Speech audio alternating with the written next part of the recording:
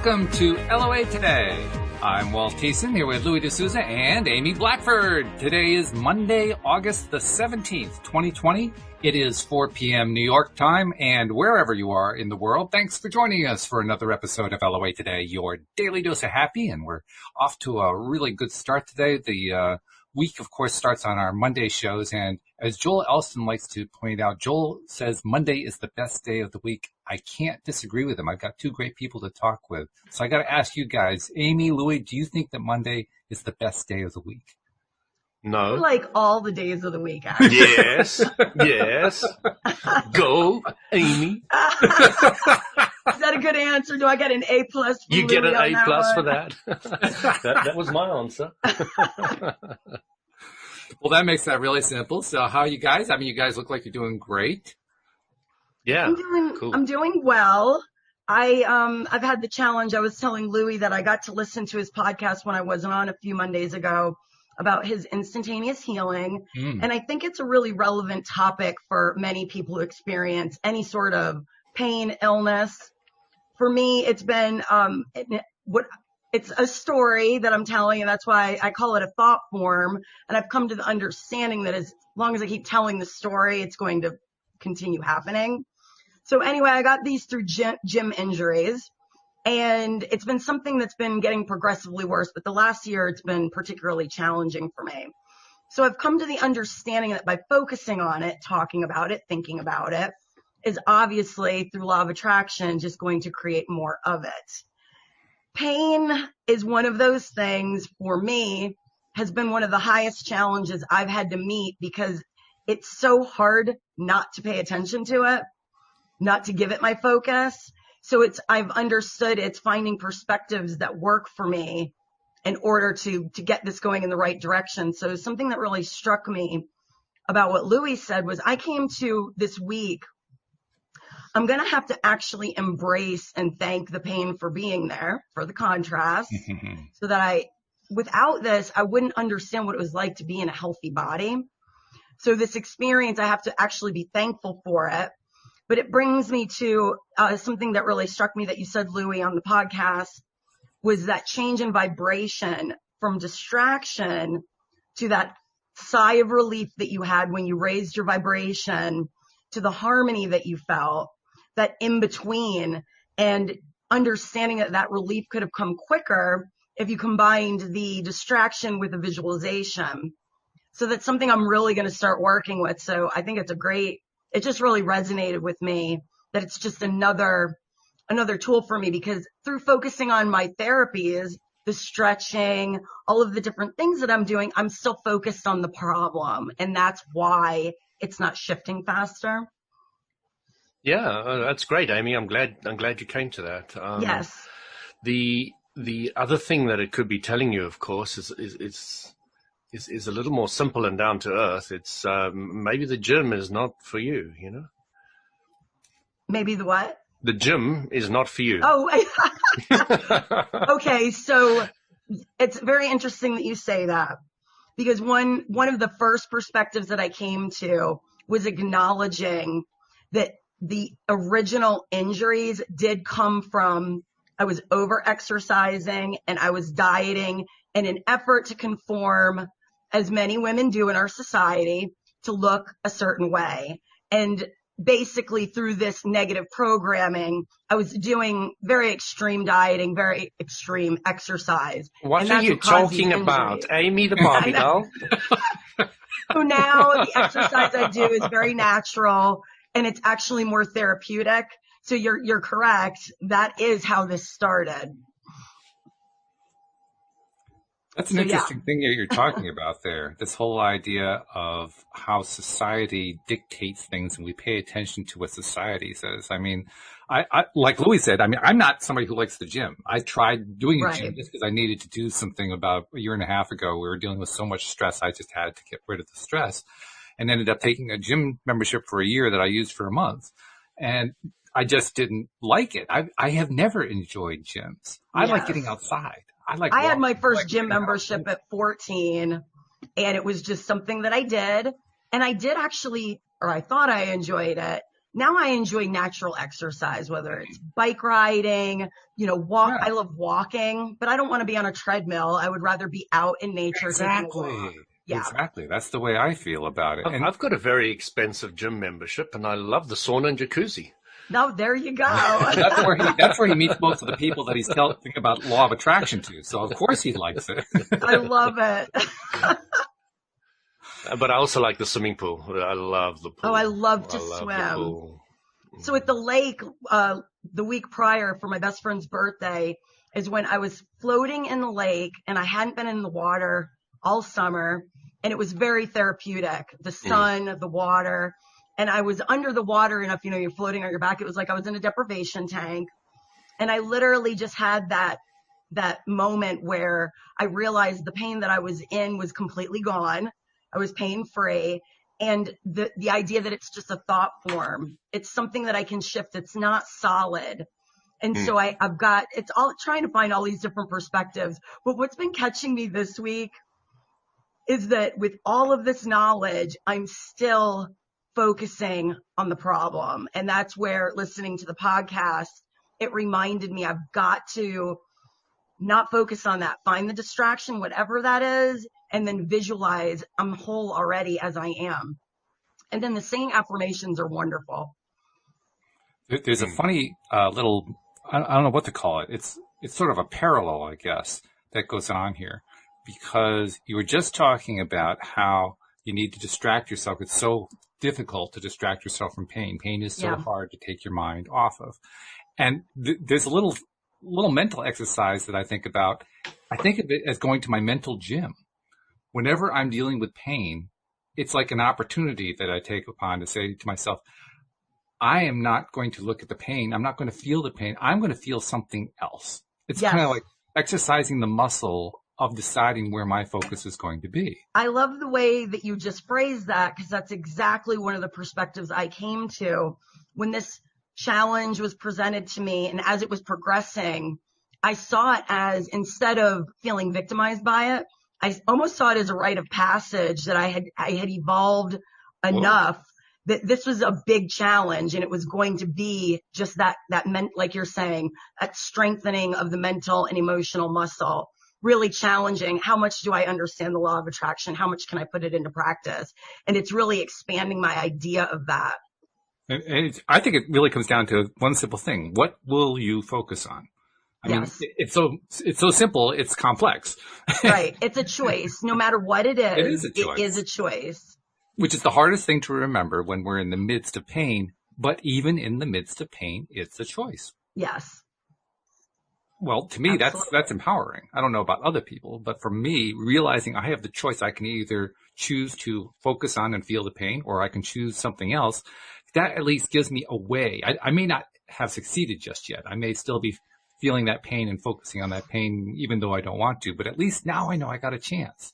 Now I have a way. I've also come to understand through embracing contrast that none of it's wrong. So instead of me trying to escape pain and do all of this, instead so powerful that. Yes, I love it. It is that understanding that no matter what's happening, it's all supposed to be happening. It's all for my best. It's all just, that's why I like to call them challenges instead of problems, because they're just new points of contrast, new points of learning to expand. And expansion points is the word that I like using. What do you call them? Expansion points. Expansion points. I love that. Yeah, that's good. That's very good. Well, today seems to be a day, or this past week seems to be a time for challenges. You talk about how that you treat these as challenges. I issued a challenge to our listeners last Thursday about Dan Mangina's Money Game book. I was going to, and I am going through the 15-step process, and I challenge listeners to do that. And I've gotten a half a dozen or so who have said, yes, I'm going to take the challenge up. So I'm looking forward to tell Daniel about that. But challenges can be really, really cool. They're fun. They can be fun. It depends on how you decide to look at them. Right. Yeah, every subject, two subjects. Yeah. That's right. But if you're willing to approach it from the side of this is going to be an adventure, then challenges can be really, really good. And that's So my speaking segue of to you, challenges, Louis, said you were Okay. going to have one for me and Walt today. Yeah. But before we do that, I wanted to go back to the healing Absolutely. section. Okay. And I don't think, Amy, you've heard my epiphanies yet when it comes to health. So when I was young, I'd say 18, I had my first massive epiphany when it come to, I was a very sick kid most of my youth. Had asthma and got every flu and sickness going, and I really struggled with my health. They pumped me with antibiotics. I'm now allergic to tier 1 antibiotics, blah, blah, blah. But my first epiphany to health came when I realized that the simple truth that you are what you eat. Mm-hmm. So I studied herbs and medicines, and, I spent a lot of time in health food shops chatting up girls. No, looking at all the minerals and vitamins.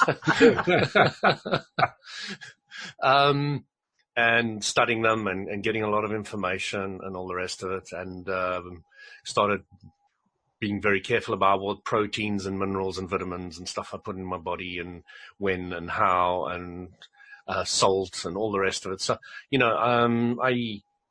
I really found that this was very, very important for me. And I even went on a raw food thing, and my energy levels went through the roof, so much so that I had to start eating the rubbish again to I bring did it that down. too, actually.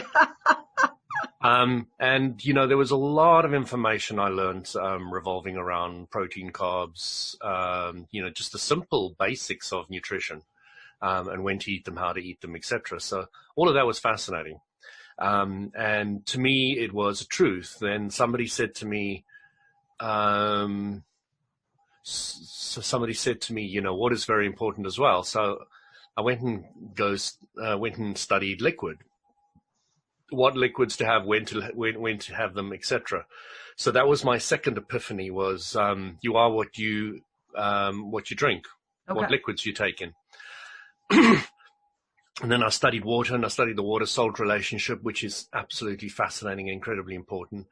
And, so the body's 70% water, and the vegetables and fruit and all the other food that you eat has got water in it. So, water was the big epiphany to me, the second one.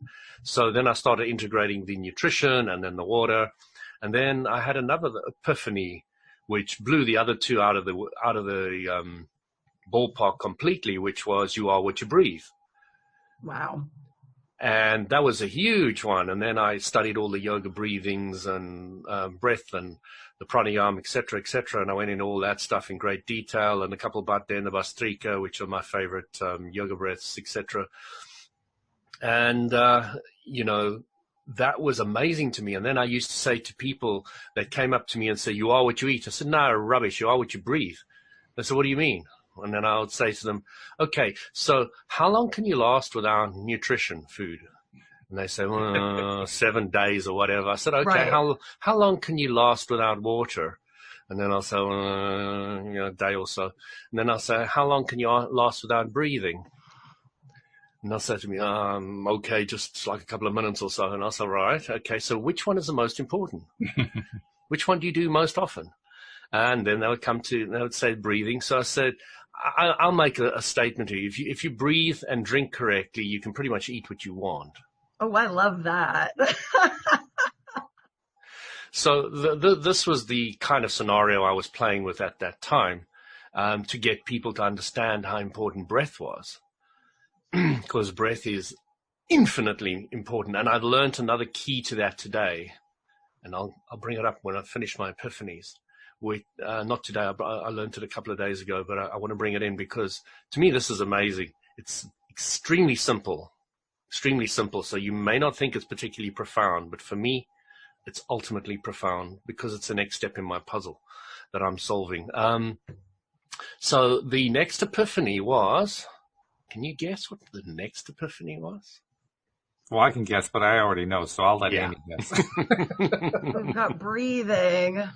So we've gone Emotion, nutrition. thought. No, we got, well, okay, all right. Yeah, okay. Our thought and emotion. I was going to break down. So we've gone nutrition, we've gone liquid, we've gone breathing, and then you brought in thought. And it is thought. You are what you think. Right. You are what you think, which yes, absolutely includes vibration. Yeah, absolutely. So Abraham Hicks, of course, brought in the idea that you are what you think. And then if you think about it, you think about nutrition. If you think about it, you think about liquids. If you think about it, you think about breathing. Yes. Okay. And all of it is controlled ultimately by your thought. So, now I would say something like, you are what you think,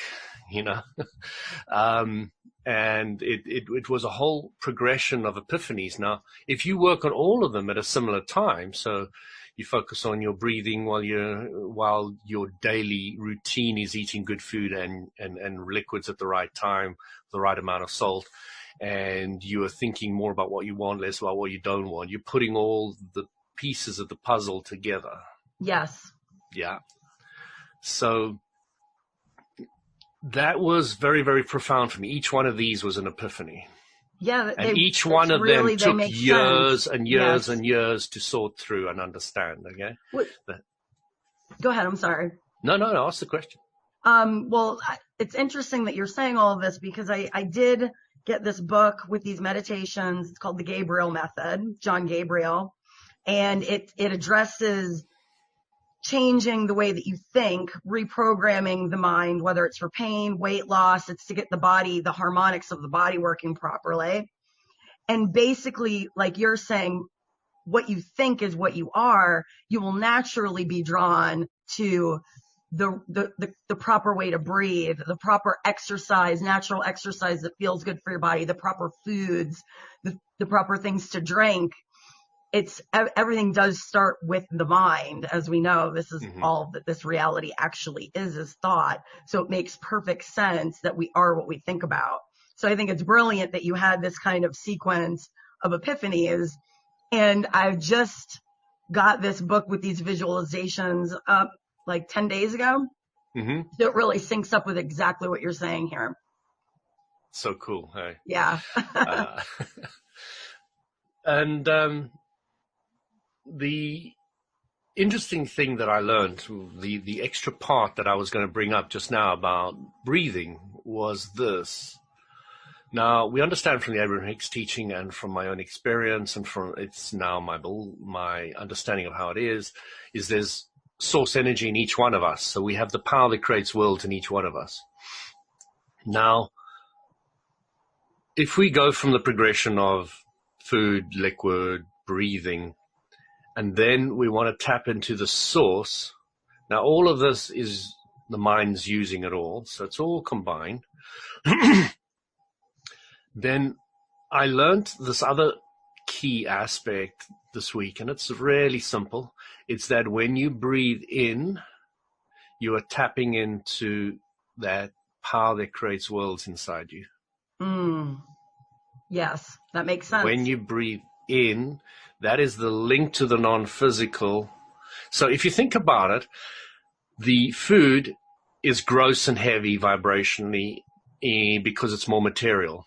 Right. When you get liquid, it's less materially. Right. If you get to breathing, it's less materially. Right. Okay. Almost not there at all. Can't be seen. Can't be touched. And then you get the last aspect, which is source energy, which is the all of non-physicalness, which is can't be touched, or I go and say I got a soul and all these kind of things. You can you can try and believe it, but you can't prove anybody else that you've got a soul or anybody else. So the breath is you actually taking in this source energy. So when you're breathing in, that's your connection to source. Wow, I really love that perspective. That definitely resonates for me. It's a very simple thing. It's nothing that may seem very profound, but for me, it's another link in the chain of progression. To me, the simple things are the most profound. Profound, absolutely. Yes. And if somebody hadn't told me that, I don't know if I would ever put it together myself. It's so simple. It is. It's just like Abraham Hicks' teachings, Yes. So simple. How did I not see it? I have noticed when I do my different stretching and therapies, when I direct my thought and the breathing with it, it is so much more powerful, and I get so much more of a release in a positive way than on the days that I'm distracted. Maybe I'm holding my breath, because until you really become aware of your breathing, a lot of the time you're not breathing, you're holding your breath, you're tense. And so becoming more aware of that is definitely important to the mechanics of the body and the flow of the thought. As you release the chest area in your breathing, you will find that your voice will deepen. Really go deeper, man. Really go deep. Go Arnold. How low can you go? But there was an interesting aspect they brought up with this breath, and that is that if you consciously focus on the aspect when you are breathing in, you are tapping into source energy.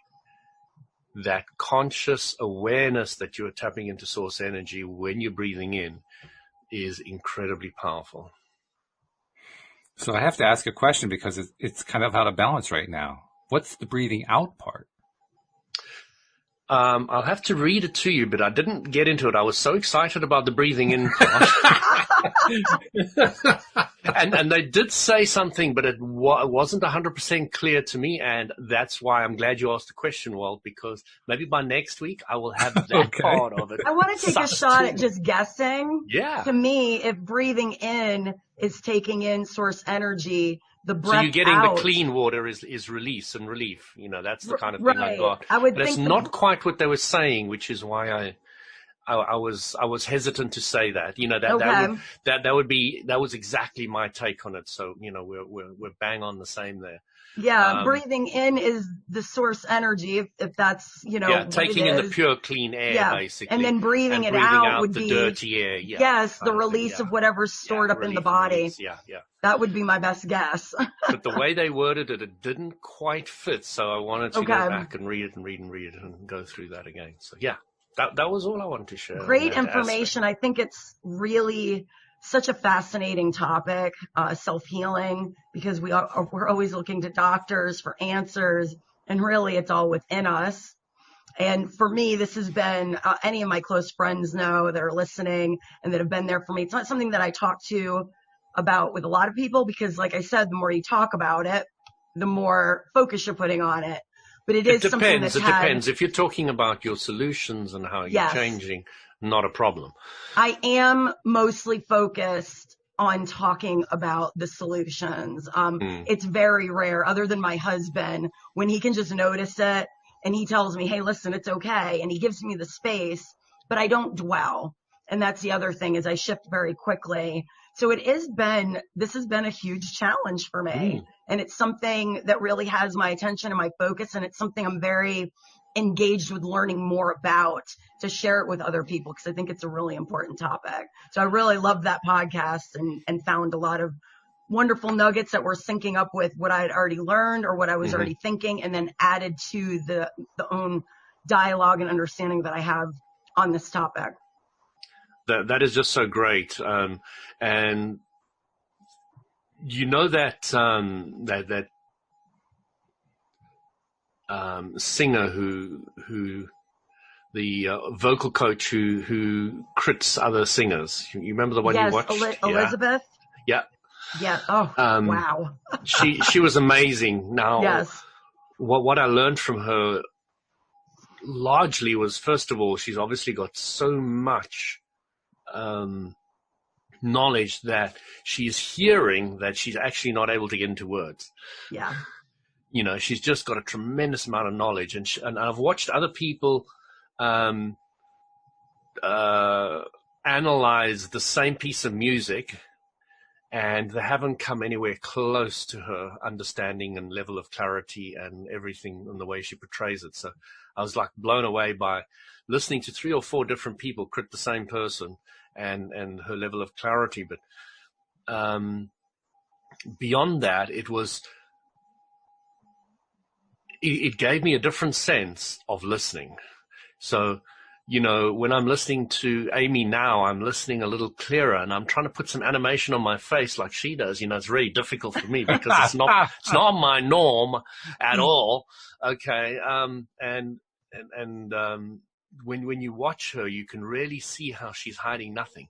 She's Yes. expressing exactly who and what she is at that time. And Yeah, and that that's is what you found so amazing. fascinating. I'm sure I was fascinated as well. Yeah. And that level of openness is not something you see quite often, especially the Asian population, and even the English very much so as well. It's just like this closed face and don't show your emotions and poker Right. face and all the rest of it.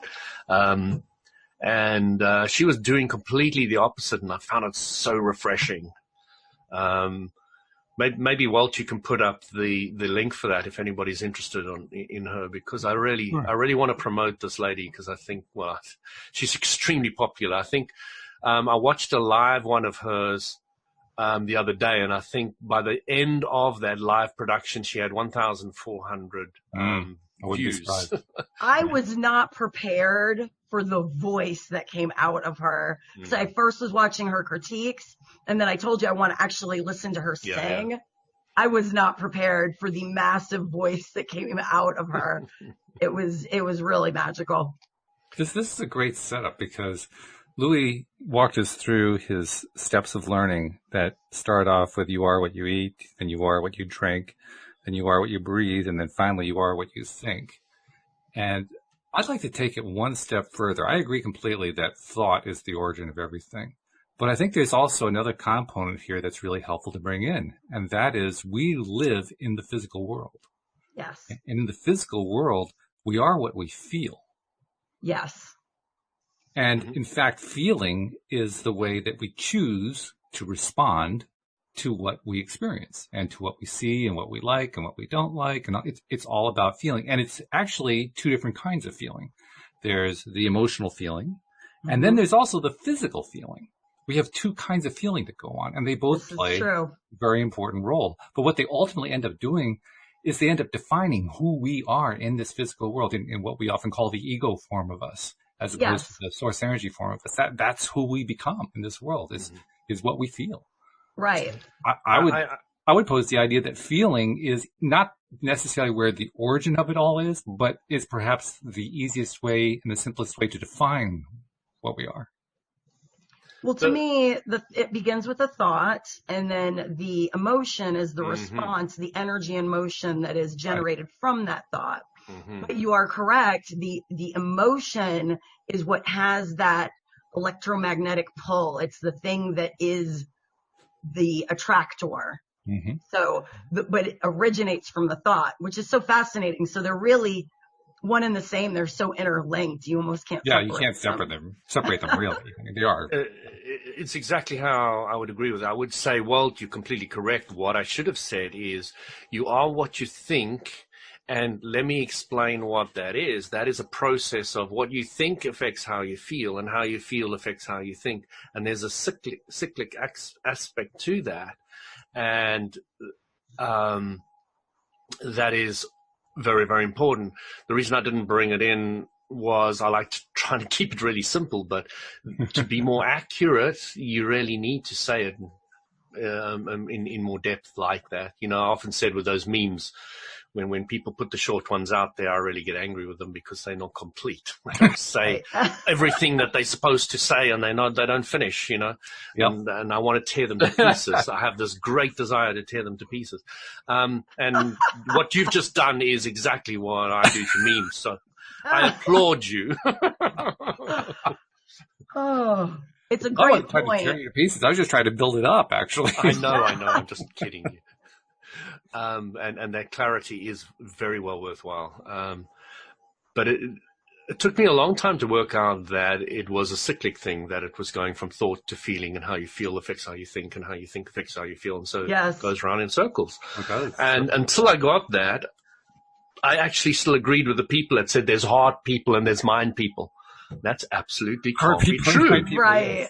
Haven't you heard that before? Oh, they're really a heart person. They're so full of heart. Yes. And, he's really a mental person, And, and you get that. And if you take the thought of a mental person, they'll be thinking more analytical thoughts. And if you think of a heart person, they'll be thinking more heart thoughts. It's not necessary. And both of them are thinking, Right. So you can't really separate that. So at one stage you can say, I understand why society says it. It makes sense in that context. So I don't really have a problem with it, but it started to make sense that it falls apart when you start analyzing it in the way it actually works. Well, plus it's also fun to make fun of the way that we categorize things. I mean, one of my favorite things to do is to make the joke that there are two kinds of people in the world. Those who divide the world categorize and those who don't. And those who don't. Yeah, it's like, it's making fun of the fact that we like to categorize things. We like to put labels on things. Label, compartmentalize. Oh, yes. Yeah, we love to do that. And it's useful and it has its role to play. But ultimately, is that who we really are? I don't think it's who we really are. I think it's what we do, but it's not who we really are necessarily. So that's why you get a lot of these processes out there. The 10-step processes and the law of attraction. There are 10. Okay, there's 100 different types of amounts of laws there are to the physical universe.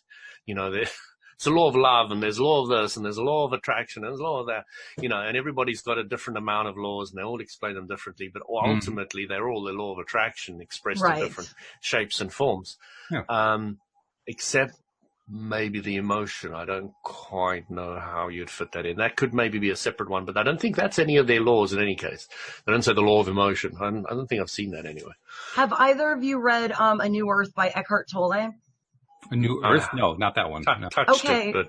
So just speaking about being in the present moment and the labeling, basically just to summarize the book, Eckhart Tolle was a psychiatrist.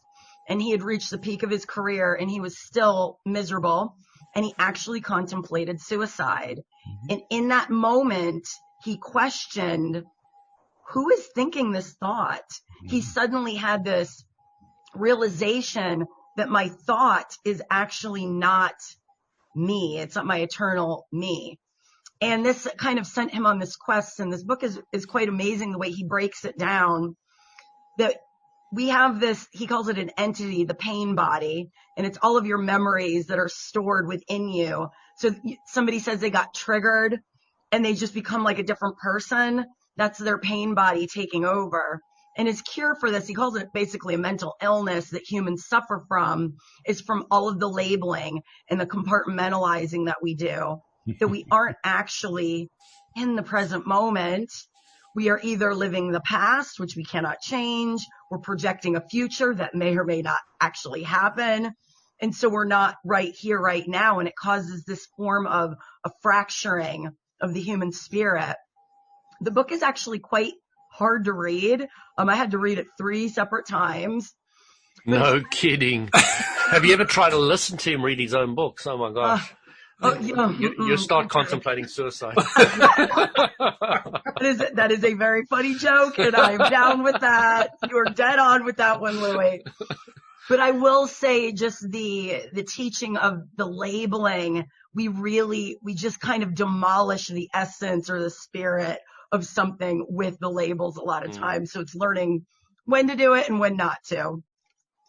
It's interesting how some of these larger than life teachers, the ones that are better known, have given us both ends of the spectrum. You just described how Tolle, who went through depths of depression, basically gave us the focus on the now. Another example that comes to mind is Martin Seligman, who's a leading figure in the positive psychology movement. Okay. And he was actually one of the instrumental leaders who got the whole thing going after he wrote a book called Helplessness, which if that doesn't kill you, nothing will. I mean, it's the most suicidal book you'll ever read. It is interesting seeing the same topic coming from so many different backgrounds. Like The 4 Agreements is one of my favorite books by Don Miguel Ruiz, because that is very simplistic. And that's coming from the Toltec teaching of the same thing, being in the present moment and, following these 4 agreements, which when you really try to apply them, like, don't take it personal. That one is life transforming. When you find yourself in conflict or someone is treating you some way and you start reacting, don't take it personal. It has nothing to do with you. That becomes easier and easier, I promise you. Oh, no, it really does. I've been practicing it for quite some time, and I've got to say I've gotten to a level with it now. It's very liberating. It's very liberating, yes. Yes. Abrams says one of the biggest challenges us humans have is It's being worried about what somebody else thinks. Yes.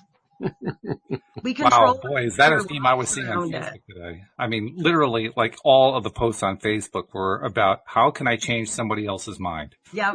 Every single one of them. I mean, it was crazy. There's a theme. No kidding. I thought that's what we were going to talk about today. I didn't realize it was going to be something we talked about 3/4 of the way through the show, but you know. So many people still believe that their joy, their happiness is being infiltrated by somebody out there, something out there. And it doesn't even need to be a person, whether it's COVID, what's going on in our government. I mean, you can fill in the blank. Amy, when you get one of these guys, you know what you say to them? You say, there's no assertion in an attraction-based universe. And they go, huh? Yeah, right. What are you talking about? Huh? Yeah, sometimes you kind of get that evil eye. They stop and they start thinking about that. Gear strip. Yeah, and, it takes a while. It really takes a while to get into that gear of understanding that, because it is a truth. All three of us understand that, but it's not the norm out there. You've got to take ownership. Whatever is happening is really. So nobody has ever done anything to me ever without my permission. Nobody ever. Yeah, that's a pretty radical concept. How does that work?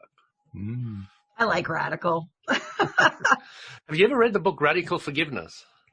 I have not read it, but I have heard about it. Yeah. I'm going to put that on my list. Yeah.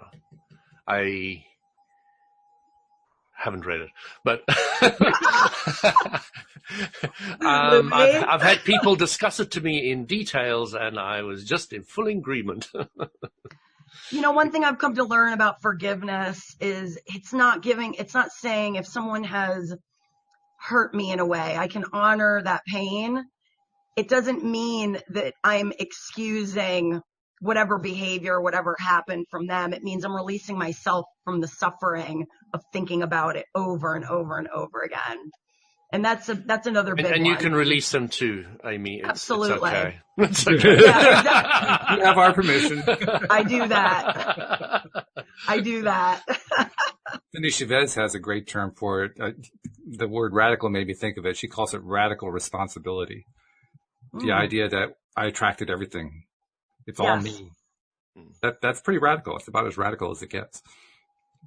Yeah, when I first went through my awakening, that was part of the process for me. Mm-hmm. When I really started having those communications with my higher self, was first facing that everything in my life, and I made a list of all the things I was complaining about or unhappy with, I had created, whether consciously or unconsciously. I forgave myself for that. And I started with the easiest thing that I could tackle at the top of the list. I told myself, as I learn this, I'm going to check each thing off. And of course, there's another list now. But it was so amazing to me. Once I took that ownership, I always go back to that now, no matter what's happening. When you can take that level of ownership, it gives you all the power. And that is what this whole entire topic of the law of attraction is about, is learning how much power you actually have.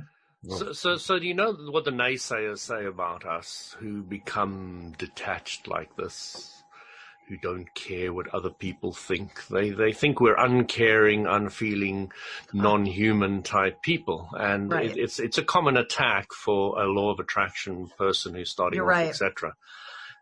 So what was interesting for me was to break it down and see what was actually going on there. Yes, you don't care so much about what the person's doing or saying, but you are now seeing their source, their soul. Yes. And you're recognizing the equalness of that amongst us all. And that is, when you do that, when you see the other person's source and you focus on it, because that's a high vibration, yours is a high vibration, everything starts raising together. That is of more value and of more care, and the best way to care for other people than caring about the animals are being killed and these people are doing this and the virus and you're not wearing your mask. You name Instead of you getting involved in whatever drama, fill in the blank. If you can look for the source in them. Exactly. If you can see that common denominator between us all. And that is a very loving thing to do. That is divine love. That's not love. There's a difference? There is no difference, Walt. That's a wonderful point that you make, because you can be present, and it's not that you're not compassionate about whatever drama or challenge is, but by you lowering your frequency and engaging on that level, you're not helping them, and you're certainly not helping yourself. And so by maintaining a higher frequency, you allow that person to actually join you in that if they choose to. You also allow them to play their own game without any judgment, as long or as much or as little as they want. Right. You give them that freedom, and that is often, even though they may not like you not getting down in the dirt with them, they'll respect that. There is a level of respect that intuitively comes out to those individuals who hold their ground and hold their moral high ground, which is the old way of looking at it, which I don't like those words or anything. Right. But that's what we often used to say. If you keep the moral high ground, it's a good idea. I've also noticed over the years, by applying this, I don't really have a lot of people in my life anymore. I don't know if Walt and Louie, you share this, that are coming to me with their drudgerous problems. We have very high vibe conversations. We can talk about things that are going on, that there is contrast, but it's coming more from a solution mindset, a hopeful mindset. And so I'm not even really surrounded by, I have to say, I have my intimate circle of friends, my family members. We're all kind of in this really high vibration conversation most of the time. And that's pretty wonderful. And how does that work? Why is that happening to you? Because that's where I'm at. And exactly. So that's what I'm attracting. So when you are vibrating at a certain frequency, the appropriate people at that frequency are going to get drawn to you. Therefore, the friends that you used to have drop away, and the new friends appear. Absolutely. And it becomes a transformational thing. Now, some people can't let go of the old friends, so they go play in the dirt again. And then they don't feel very comfortable with doing that anymore, and it becomes very confusing for them, and they want to drag the friends up with them, and it becomes a tug of war. And that's when you start realizing that you actually don't have to do anything. If you keep your positive vibration, they will automatically fall away, and the others will automatically come. Yeah, I have a great analogy for this one, because I've explained it to people that do have a hard time letting go. Mm-hmm. This is a friend I've had since childhood, but we're not syncing up. And I always say, you are the, protagonist, you're center stage of the play of your own life. You always have that spot. And all of the other actors that are on the stage with you, the secondary characters, are going to change. Sometimes they're going to be in the background, sometimes in the foreground, playing the lead with you. Mm-hmm. And if you would just allow them to rotate as they serve you and are matching where you are at. Love it. Your play is going to be amazing. But it's when you're trying to force somebody who's supposed to be backstage doing the lighting to be the lead with you in that moment that you're going to run into a lot of problems. Mm-hmm. And I love that analogy, because I'm going to use that. It's so much easier for me to allow the different characters. And sometimes somebody goes backstage and then they come back 7 years later and they're playing a key role again, just at the perfect time. And it's really magical.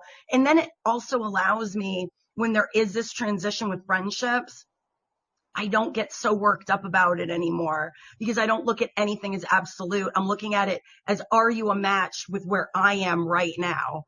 And that's all it is. Are you a match? Yeah, that's an interesting question, because it can be answered a number of different ways. It can. One way is yes, you're a match. Another way is no, you're not at all a match. A third way, and this is probably where most of it happens, is you're somewhat of a match. Right. To some degree, and that's where we find ourselves most often. Maybe you're there to provide me with contrast, and that's why I'm keeping you could be. at this, in this. But that is a perfect match, in my mind. Yes. That you don't necessarily want to call a match. because we're not going to sleep together. Right. Not with that match. That match, I don't want to. Well, there's some matches that I want to stay away from, like the ones that are about to light gasoline fires. I try to avoid those because I tend to get burned when I'm too close to those. Yeah, trying to avoid them is a good way of drawing them to your world. Well done. Burn. No pun intended. Yes, burn. It depends on how you define avoid. For me, avoiding means I just stop paying attention to them. But you can look at it the way you want to. That's up to you. No. You redefine the word avoid and you win. But if you keep on using the word avoid, as far as English dictionary goes, you're burnt. I know what you're saying. I'm glad that you think that way for yourself. For me, that's not the way I look at it. I mean, Walt, you can hand it on yourself all you want to, but it's not going to work with me. Sorry. Basically, Good, what you're saying is you take when you see someone, when you're noticing the way you're feeling around a certain person, you'll just take your focus off of them. Yeah, and that's the point I'm leading up to is that, I mean, there are times when I lower my vibration because I came here to experience the contrast. Absolutely. And so in the act of lowering that vibration, that's where I am what I feel, I think really comes to the fore, because now it becomes a question of how am I feeling about this? Am I feeling about it in a way that's okay? Yeah. All right. Well, then I'll stay here for a bit. Do you know how enjoyable it is? Well, maybe I might want to reevaluate a little bit. Do you know how enjoyable it is to be angry now and again? Really? Oh, yeah. It's great fun. I call it the mad Italian. She comes out in traffic in Atlanta. I go from spiritual to New York Italian. Which I would call is spiritual. Yeah, I call her the mad Italian, and it is an emotion I embrace. And, I try to embrace, honestly, all of them. They all serve me in some way. Yeah, I think that's true. I think the real question is always, what does your reaction and your response feel like to you? Is it the response and feeling that you choose, that you chose deliberately, that you wanted to choose, or did it get chosen for you and you kind of fell into it? Which one was it? I think I get to the point where any emotion, even the high moments, I don't want to say I get bored, but if I sustain one thing for too long, I just want to flip it around. And so if I find I'm just on that high flying disc, as Abraham calls it, I will throw a wrench in there on purpose just to knock myself out, to remember how good it felt to be back there. Because once I adjust to that feeling, it loses its excitement. Yeah, because contrast is where it's at. But one thing I would like to point out is you do know that you can go from that amazing high-flying disc to a higher one. And then you can have contrast between those two. That's true. Absolutely. There's no rule that says the contrast has to be below a certain frequency. Yep. I will say man has made that negative and positive line. That is one thing I have. It's completely imaginary. You can have that line whenever you want it to. Yeah. I have noticed as I've been on this journey that what used to be what you would call the expansion point, the lower part of the spectrum, is a lot higher than it used to be. So my varying degrees, what used to be what I would call my rock bottom of emotion, is much higher than what it was, 5 years ago. So you're not going from depression to revenge anymore. No, you're now going from rage to anger. Right. Or shall we go higher for you, Amy? I think we're going from detachment to hope, or expectation, or hope to expectation.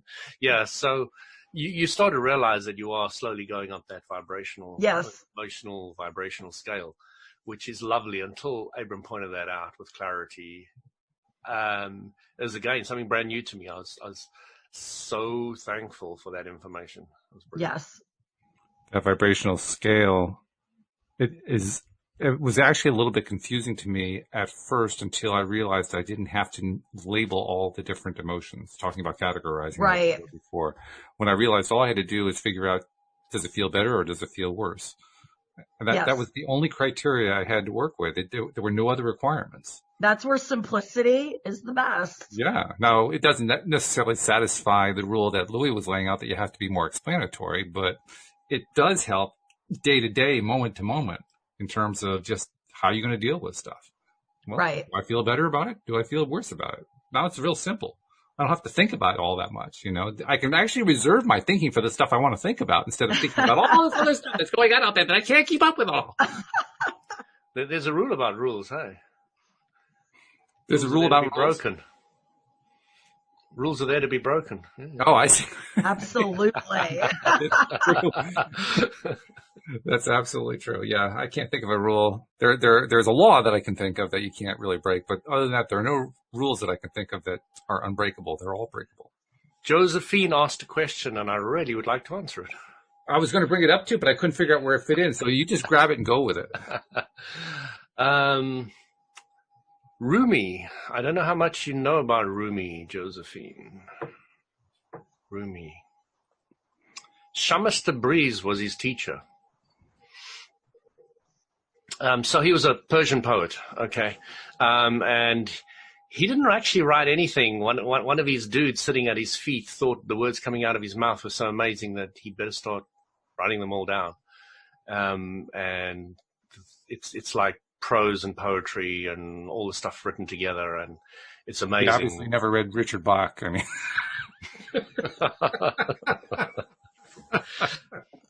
sorry, that's really a distraction. I know. but Rumi was an incredible individual. So what happened was Shams would come to visit Rumi. And they would send all the students away, and everybody would have to vanish. And the two of them sat in a room together for days on end, and they would be like so tripping out on spiritual highs. At least that's kind of what was gathered. And then they would kind of, Shams would leave again. And it was just fascinating, the whole story about Rumi and his life and what he wrote. It's very poetic and beautiful and down to earth, some of it. Sure. You really have to read Rumi. It's very difficult to explain him, but I love him. Just to answer your question very quickly and shortly, Rumi is amazing, and he comes from, in my mind, with Shams, who was an incredible individual, very, very highly spiritual perspective and place and writing and et cetera, et cetera. Of course, it's translated into English. There's a little bit lost there, but yeah, still very, very well done. Certain translations, I can even recommend a certain translation if somebody's interested. But yeah, got a lot of time for Rumi. Hope that answers the question. That was pretty cool because you went on quite a bit there, really waxing poetic about him, but I still don't know anything about him. Cool. I can go through my book and start reading it to you, but beyond that,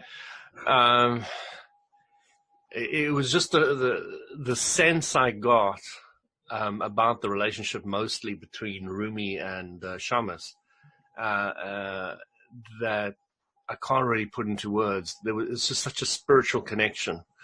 Which really defies a lot of words. There was such a close bond between those two, and it comes across in the way certain people have described it. And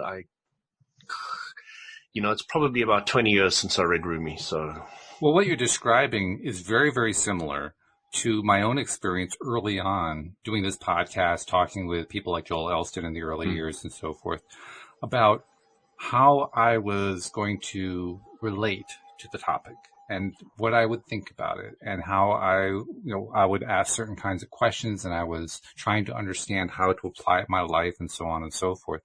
And as those conversations took place, I realized pretty early on that I lacked what I would call positive vocabulary. There was plenty of negative vocabulary. Yes. There were so many words, so many concepts, so thoroughly thought out about what we didn't like. But when it came to describing what we liked, there were a lot fewer words. And I made it a kind of a semi-conscious thing here on the podcast over the last few years, especially, to try to bring in, okay, here's what I think positively about X. Here's what I think positively about right. Right? Yeah, about Y. Got my variables screwed up.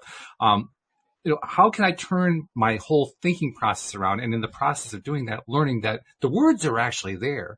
What was missing was the way to sync them up into sentences, into concepts, into ideas. Well, and I think probably the same thing most likely. Now, I have not read Rumi, so I can't really say, but my guess is that Rumi is much the same thing. You have to actually take the time to work through how am I going to express this particular exchange that happened between teacher and student in the affirmative. It takes practice to do that. And some of this that we're speaking about is beyond words. Language can be quite limiting. As we're here communicating with each other, we're doing the best that we can. But language, words itself, it's kind of a process of an energy that defies even that. So that's the same thing that Abraham says and that the Stream of David has said. They both have said very much the same kind of thing, that there aren't words, there aren't concepts to describe these things. And I keep thinking to myself, you know what, that's a bit of a cop-out. And I'm not blaming them in any way. Don't get me wrong. That's not what I'm saying. I'm saying it's kind of a cop-out for us. We just haven't taken the time to develop the new ways of expressing them. Right. We just need to learn to do that. Yeah, the more you practice, and I think that's what part of this podcast is for you, Walt, while you're so passionate about it and you love doing it every day. It is your way of tapping in and talking and giving a language to this energy, the law of attraction, all that's encompassing that. And it's giving you the vocabulary to speak about it more and more. And that's something that you're clearly passionate about. And I love being it's so much fun to have that vocabulary. And it becomes additive over time. In fact, it actually becomes multiplicative. It starts to increase geometrically as you keep playing with it over and over again. Well, and like you said, we are taught from birth to actually think the negative is going to happen. Oh, God, yes. That's how we learn how to speak. And so this is a complete reversal of that. Yeah, that library is this big. It's deep. So, have you ever heard of Sanskrit? Yes. Heard of it? So the little I know, the basic concept is there are words and concepts and ideas in there that are not in the English language and cannot be explained by English. Right. But it's a very spiritual language. So what I'm thinking is that for us to be able to define these other worlds and vibration frequencies and experiences, we're really going to have to come up with new words. Well, sure. That's part of creating the positive vocabulary. It does include creating new words. Yeah. And in fact, that's actually a tendency I see going on in the broader society. Not that there's a whole lot of positive words being created, but a lot of words are being created. Yes. The words are being created out of thin air at a rate far greater than 40, 50 years ago.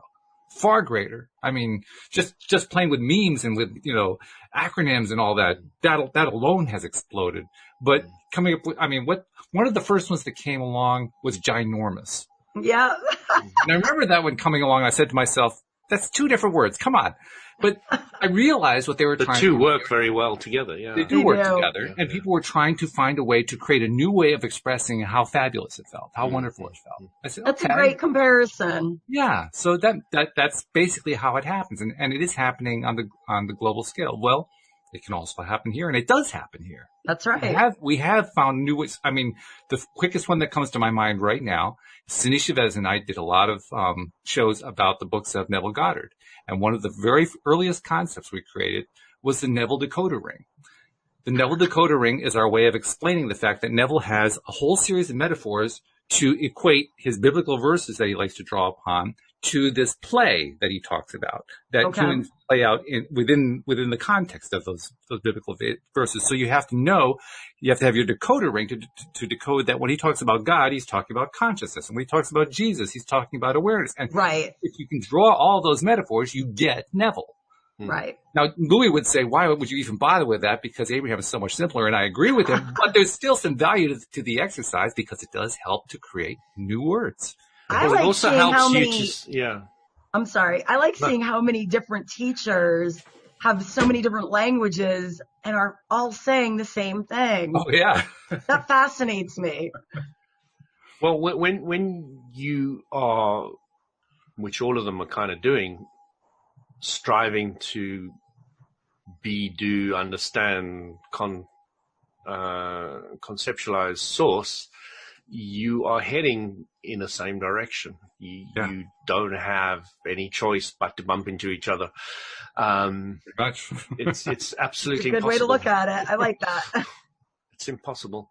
And it's interesting because some people go down, they get the source and they come down and they create this whole process. And it's completely different to the other processes, but it still takes you to the same place. And then this guy comes with these processes, and they're all starting to head to a similar place. So, I've come to appreciate everybody now. It's like all of them are well, I don't know. You could see some are really hitting you out of the vibrational alignment, but again, it could be hitting somebody in a vibrational alignment. Just depends where you're aligned. So. It's all relative as well, and they're all adding to the dialogue. It's really interesting how Christianity was important for me at one stage, and it was useful and helpful, and then reborn Christianity was useful and helpful, and then the occult, which I studied for a while, was useful and helpful, right. And so it can go on, and spiritual paths that I followed have been useful and helpful, so. It just depends where you are vibrationally as to what your next step is and what's going to be useful to you. And you will draw, the universal law of attraction will draw the appropriate teacher, place, information to you. So I'm always 100%. Excited about what's my next step, what's coming next, because it's really, really exciting.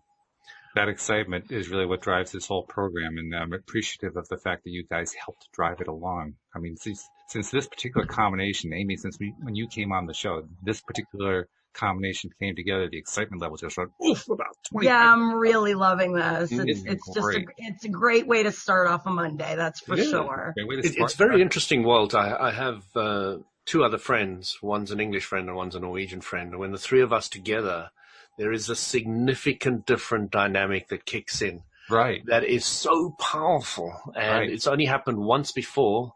And now with the three of us now, it's for the second time in my life that I've experienced that.